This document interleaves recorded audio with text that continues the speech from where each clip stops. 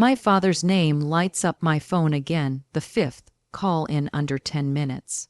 I watch the device vibrate across my polished marble desk, a far cry from the dented pine table where I once struggled through homework as a kid. Outside my apartment window, the Seattle skyline gleams beneath the late afternoon sky, 5 floors below me and more than 1,000 miles away from the ranch-style house I once called home. My thumb hovers over ignore again. The leather chair sighs as I lean back. 3 seconds after the call drops, a new email arrives. From Victor Morgan, subject, "Your sister needs you. Final warning." My chest tightens. I skim the message, barely processing the words, until the last line punches through the haze. Sienna's wedding is the most important moment of her life. Be there, or don't expect any future support.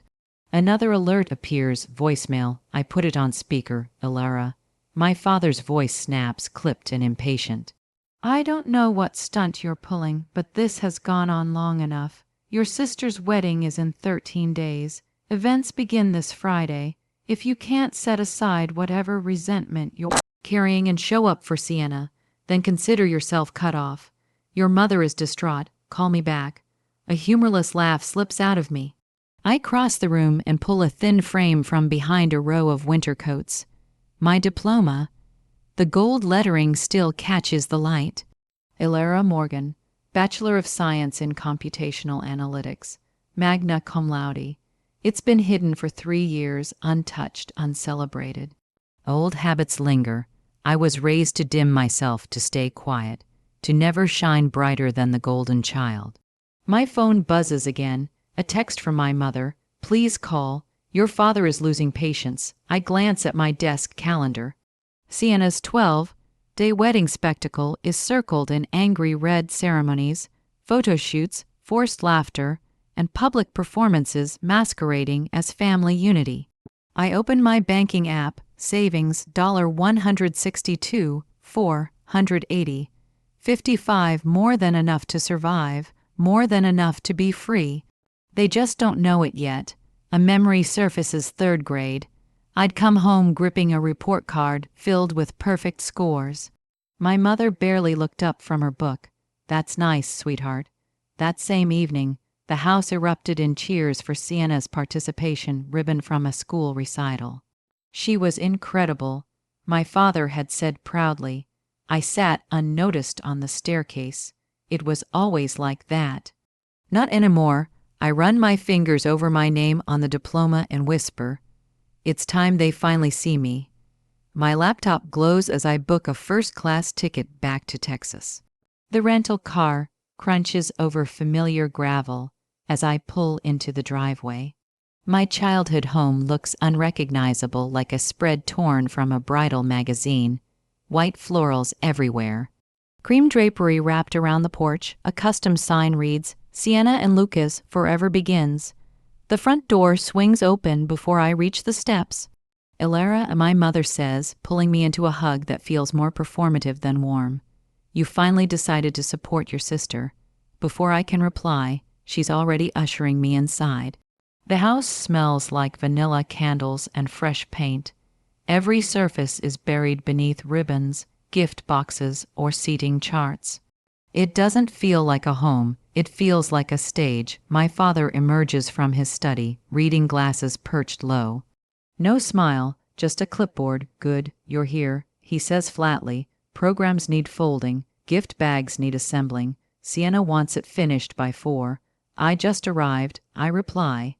"And now you're useful," he says without hesitation. Before I can respond, a sharp voice cuts through the room. "No, absolutely not." I said, cascading arrangements, not clustered.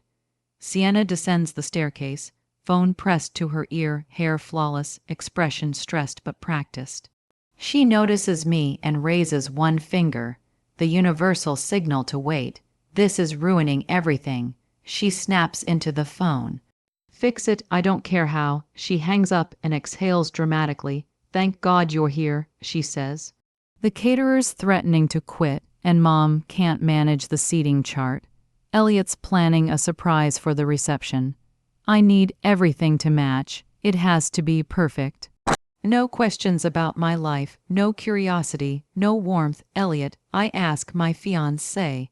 My mother answers eagerly. You'll meet him tonight. He's brilliant, works in fintech, a top-tier investor. Sienna adds proudly. Dinner arrives right on schedule. Lucas Hale is tall, polished, confident. The kind of man who looks designed for luxury billboards. So you're the elusive sister, he says, gripping my hand just a second too long.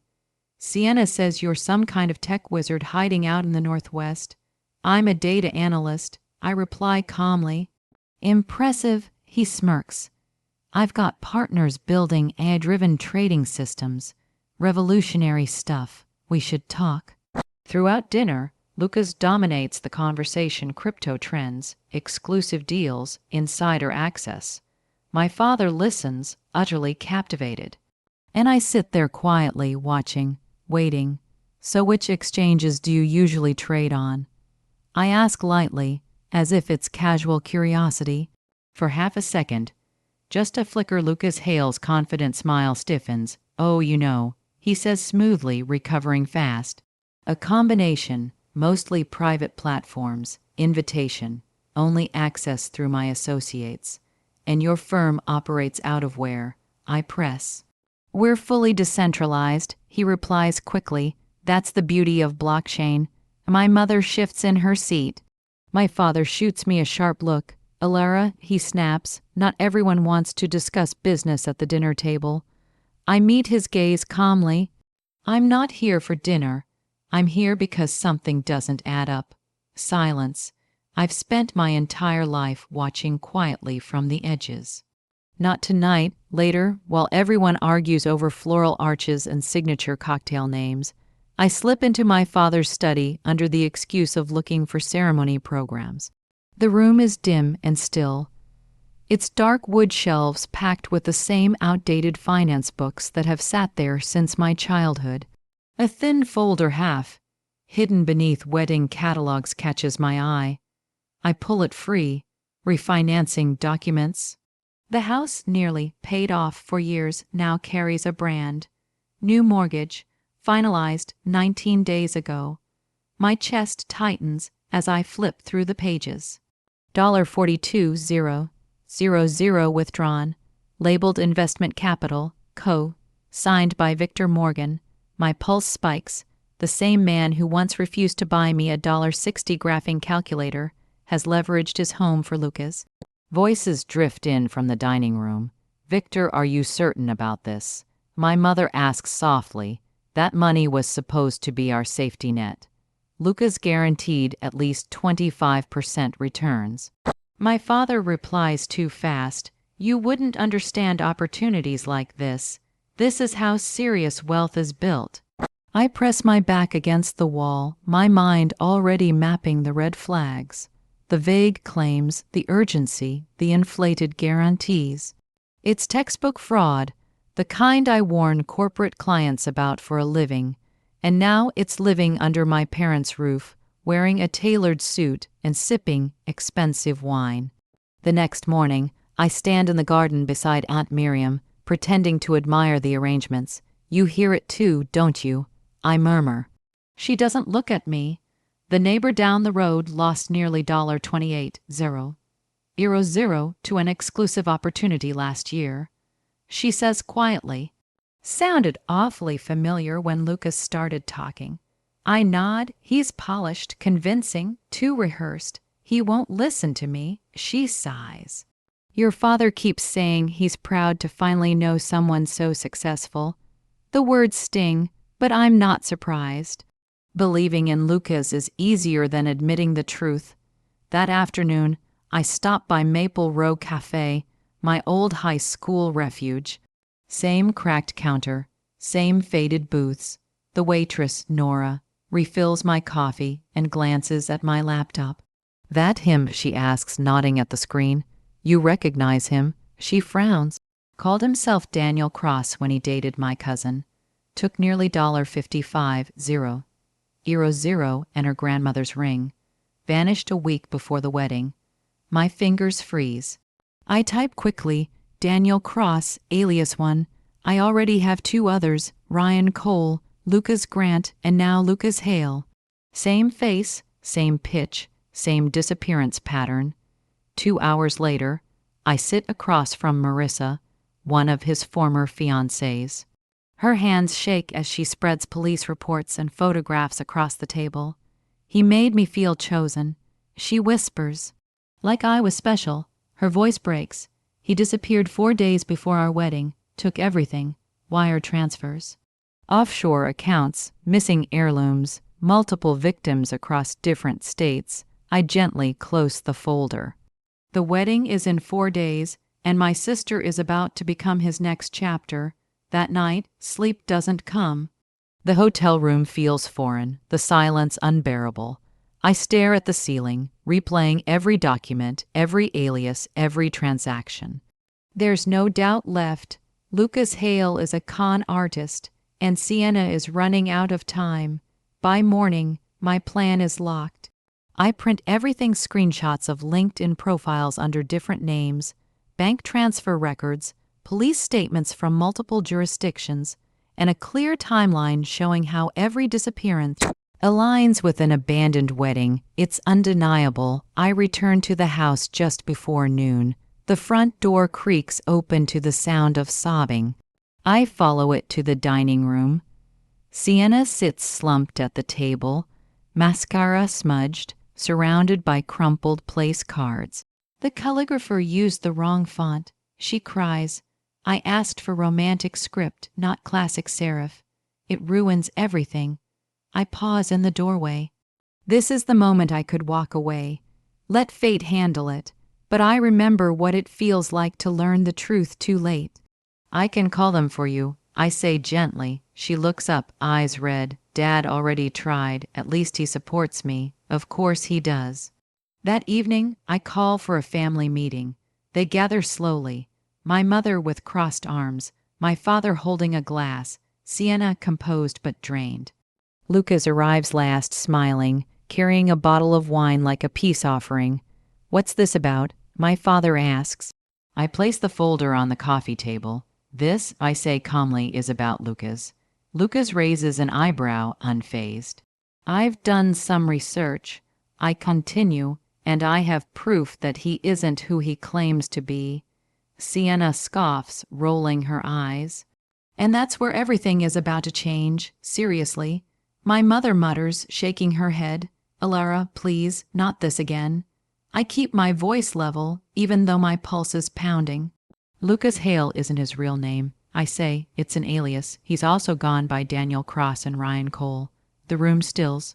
In every case, I continue, he presented himself as a wealthy investor, proposed quickly, convinced families to invest large sums, and then vanished days before the wedding. I slide the documents across the table, police reports, photographs, sworn statements. He's done this before.